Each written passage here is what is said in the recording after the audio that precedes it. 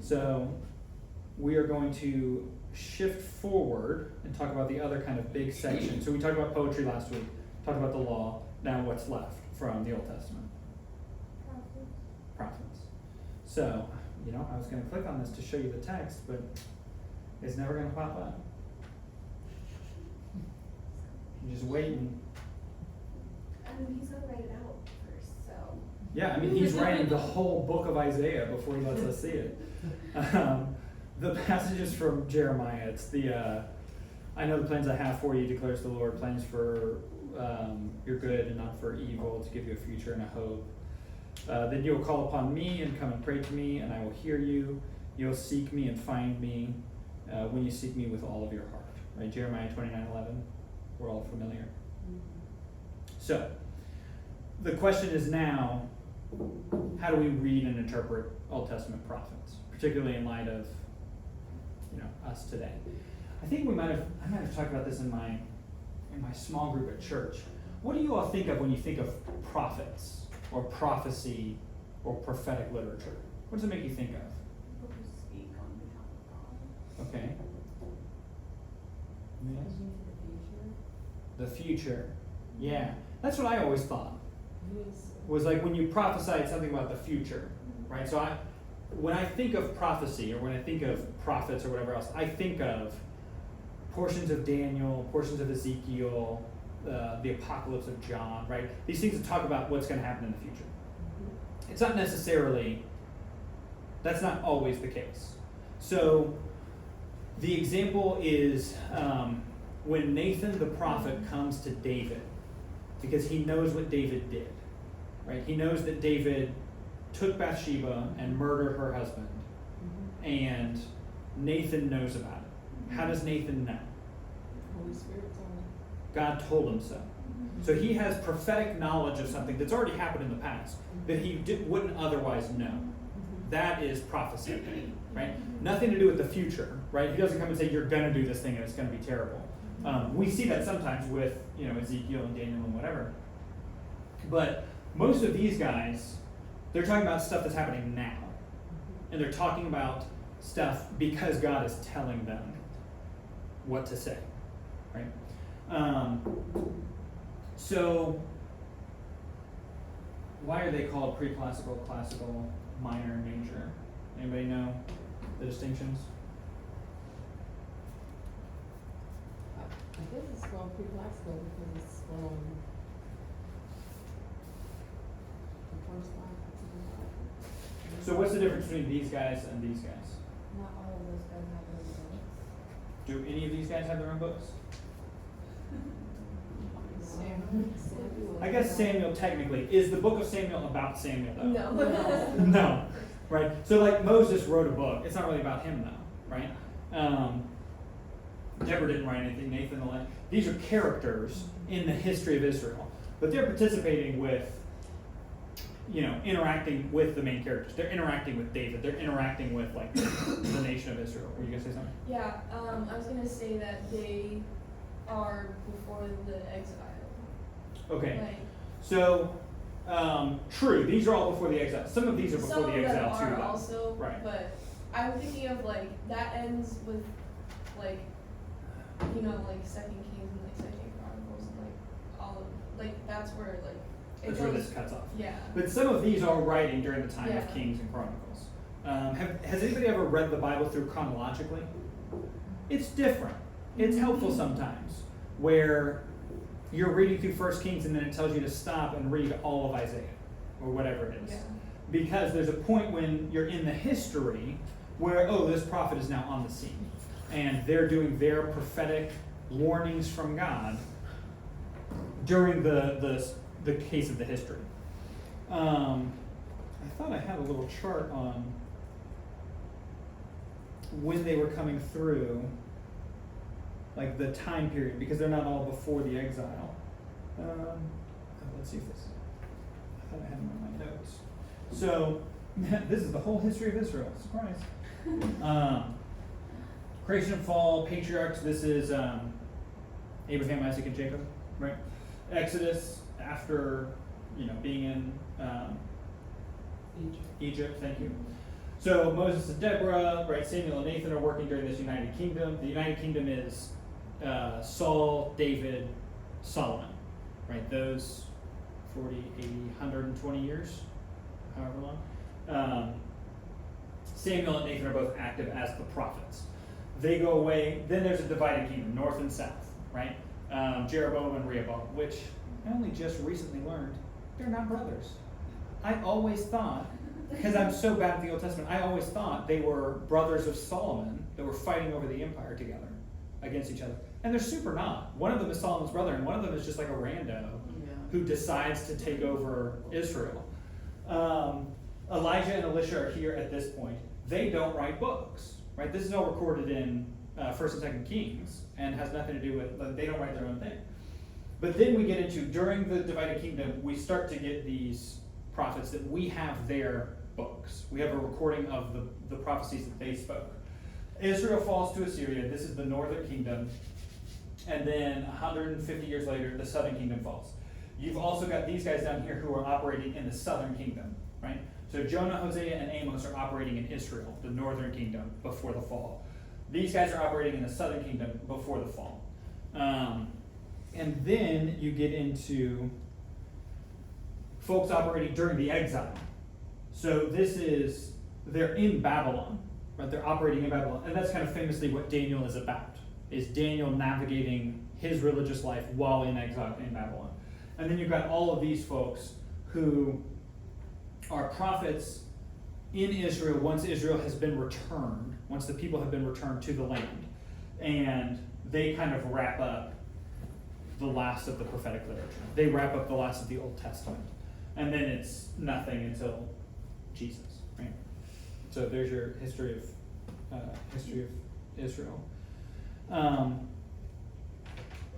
The point is that they understand the spiritual reality of what's going on in Israel because God is telling them what's going on in Israel, right? It's not that they are super smart leaders. It's not that they are trying to, gain power for themselves. They're doing what God is telling them to do, and they're going out and professing that to the Israelites.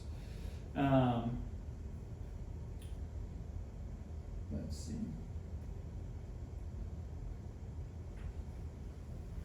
This is kind of what we're talking about with talking about things that are happening now, calling out evils, calling out, pushing for repentance. This is kind of like, John the Baptist is a prophet, just like this.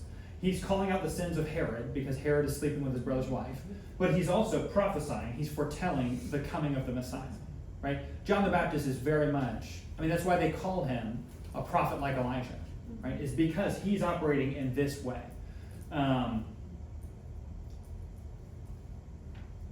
They also have this kind of discussion of the things that they're prophesying, the things that they're talking about in the future. Are those happening soon or are those happening way later?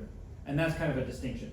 When we talk about apocalyptic things in the Old Testament, things that are talking about the end times, some of them are talking about the time when the Messiah will come. And some of them are talking about the time that the Messiah will return. But they don't know the difference, right? So they're way over here talking, and they're looking at what's happening way in the future, right?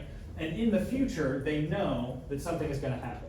But for them, way over here, they don't know that there's a difference between when Jesus comes and dies on the cross and when Jesus comes, I'm going to draw a little cloud, and returns from heaven. They don't know that there's a distinction between these two things. We know that, right? This is, so far, 2,000 years of gap. But from way back here, looking forward, it looks like the same thing. So sometimes they're talking about the Messiah coming and doing things. And sometimes they're talking about the Messiah coming and restoring the kingdom. And that has not happened yet, right? And so when we're looking at Ezekiel and these folks that are talking about what's going to happen in the future, it's unclear where on the timeline they're talking about. And that's kind of part of our job hermeneutically when we're reading the text is to figure out, are they talking about something that's happening here, right? The destruction of Jerusalem or, right? Daniel's got the whole thing with the statue that's made of all the different stuff. People love that. People talk about it all the time to figure out, well, what's the head and what's the shoulders and what's the different materials and whatever else. And people want to say, well, that's talking about something that's happening now. That's talking about Russia invading Ukraine, right? But in reality, it's talking about something that happened here, right? It's talking about the Babylonians and the Assyrians and the Romans and the Greeks and dividing the Roman Empire after Caesar died. And it's talking about this sort of stuff way before any of this, right? And so we have to be careful with the stuff that we're reading and figuring out, yes, we think they're talking about the future, but where in the future are they talking about? Are they talking about something that's happening really quick? Or are they talking about something that's happening in a long, long time, right?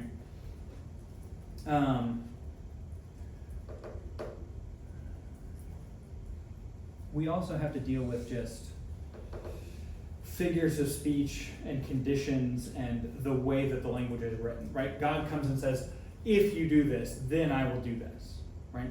And so if God doesn't do what he says he's going to do, it's not because God is lying, it's because they didn't hold up the condition, right? In the same way that we've got these, figures of speech where it's talking about, in this one, the very peaceful times where animals won't kill each other anymore, right? I don't know if that's a reality, it's not here yet. So when, is this a metaphor for very peaceful times, or is this talking about some reality in the future that we haven't gotten to yet? Let's see. So the main point is that we can treat it just like we do with our interpretations of the law, where sometimes they really don't appear to be applicable to us, particularly when you've got these talking about stuff that is happening now, like, oh, Israel, you guys are terrible and the Assyrians are going to come and get you. Like, what does that have to do with us?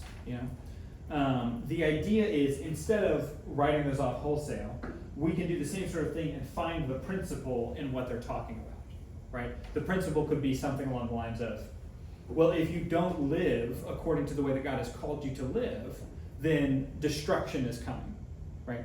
Bad things are going to come from your lack of obedience. Let's see. Yeah.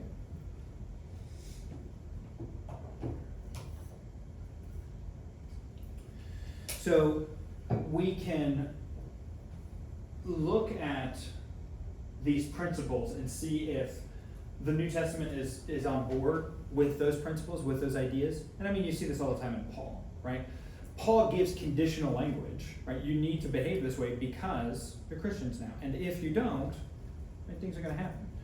And for Paul, it's never, you need to live this way in order to earn your salvation, right? It's, you're saved, and therefore, you need to live this way. And if you don't, then eventually God's going to give up on you, right? God's going to hand you, Paul talks about, I handed him over to the devil because he wouldn't, fix his stuff.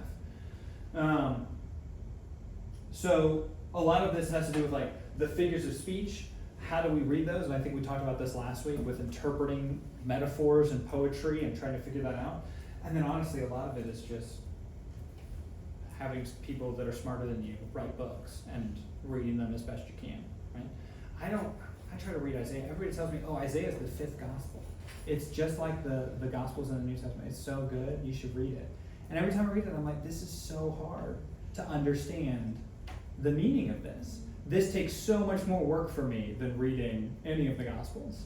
And so I have to rely on scholars and commentaries and anything else in order to get meaning out of it, especially meaningful meaning. You know what I mean? Something that's actually impactful for me. It takes a lot more work.